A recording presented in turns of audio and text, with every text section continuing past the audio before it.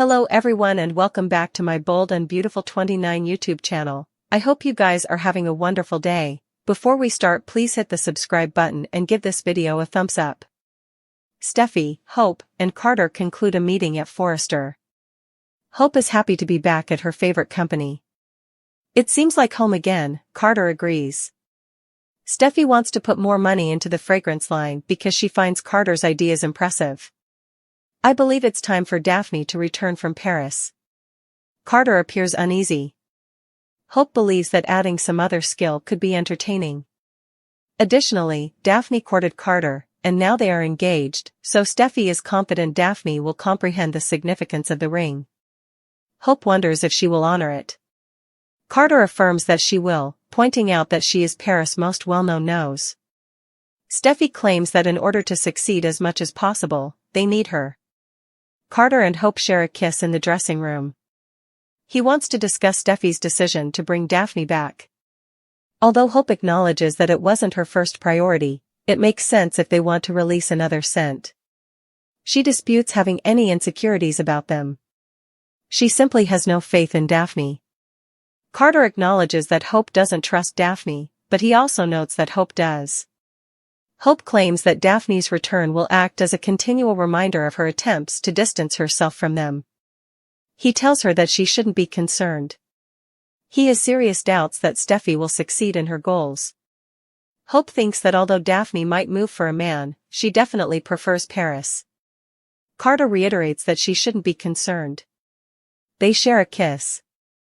Steffy calls Daphne and informs her that the numbers are skyrocketing. Her sample of men's perfume also smells fantastic. She believes they are in for another setback. However, since the creator is located halfway around the world, Steffy questions how they can launch it. You must return to Los Angeles. I need my friend to return.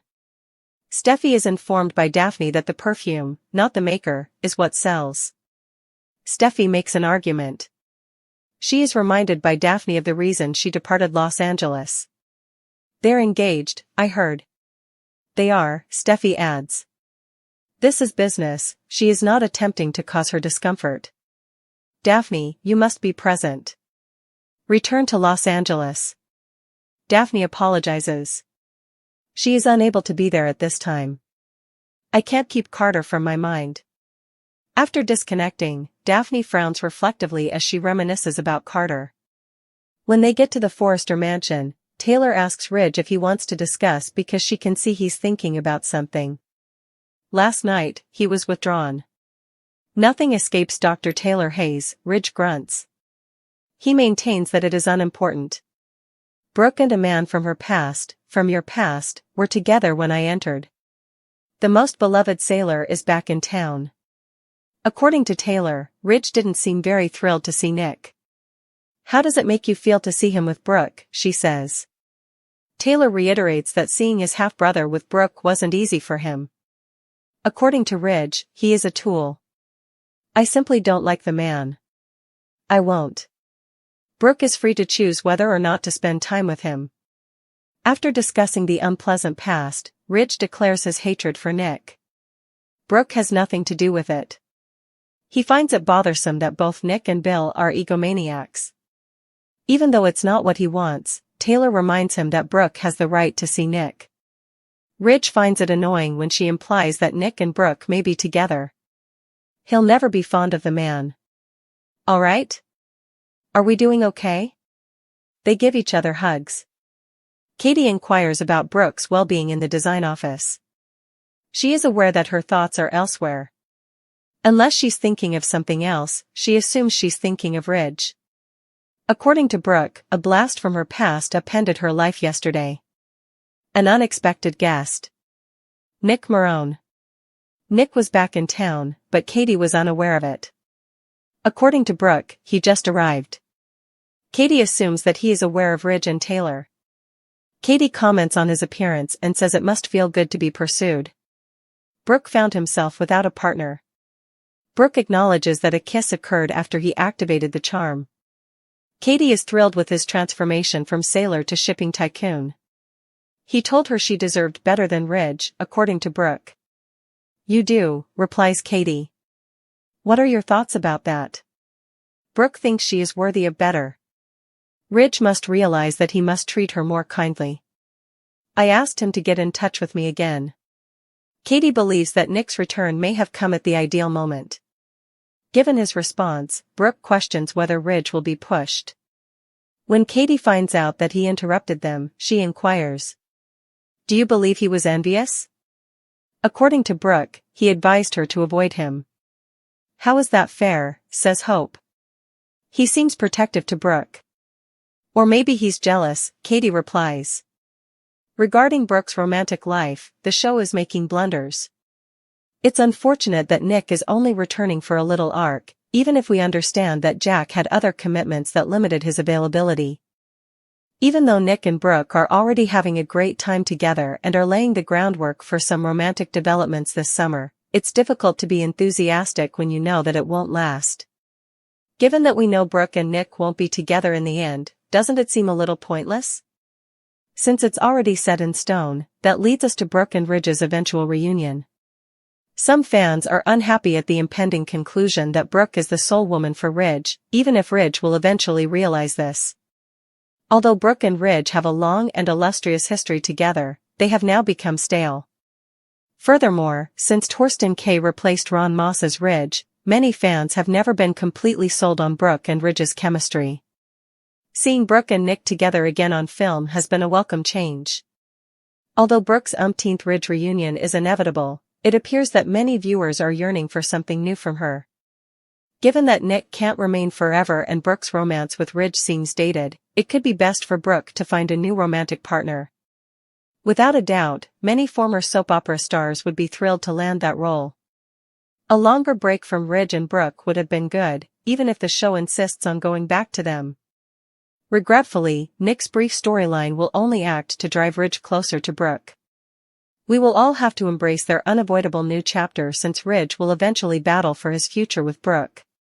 Nick and Brooke's time together will only be a romantic diversion. For years, Liam has been entangled in a never-ending cycle of treachery, moral quandaries, and love triangles between Steffy and Hope. Now, however, everything is different. He is more concerned than ever with wrapping up loose ends because he has an incurable brain tumor and not much time left. He's making sure his children have everything they need, keeping an eye on Steffy and her family, and attempting to help Hope from a distance. All of that is admirable, of course, but what about Liam? Particularly in these last moments, doesn't he deserve to experience love as well? Liam shouldn't have a lonely last chapter. Indeed, he has previously caused mayhem. Yes, he has made some dubious decisions. It's time for someone to return that love to him, though, for no one can deny that he has loved deeply. Before saying goodbye, Liam should have the opportunity to feel loved, treasured, and wanted, whether it's a familiar face or a new relationship. There is a lot of space for conjecture. Would a former romantic interest come back in time to prove to Liam that he is still deserving of a grand romance? Anyone, Ivy? Or perhaps a fresh character comes up and takes him entirely by surprise. Imagine Liam getting swept up in a passionate, fast-paced romance. Even if the clock is ticking, the beauty is enhanced. More weight would be carried by each kiss, look, and I love you than by a lifetime of turmoil. It goes beyond the tearful, soap opera-worthy moments. It's about providing a well-deserved farewell to this frequently disregarded, emotionally nuanced figure.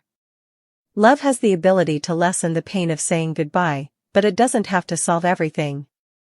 Allow Liam to leave as a guy who understood what it meant to love and be loved in return, rather than just as a father, friend, or fixer. We want to see an ending like that. Nick comes back. When Nick returns, his first destination is to see Brooke, his ex-wife. Nick's presence at Forrester Creations pleasantly surprises Brooke. Some things are constant. He says this when he greets Brooke.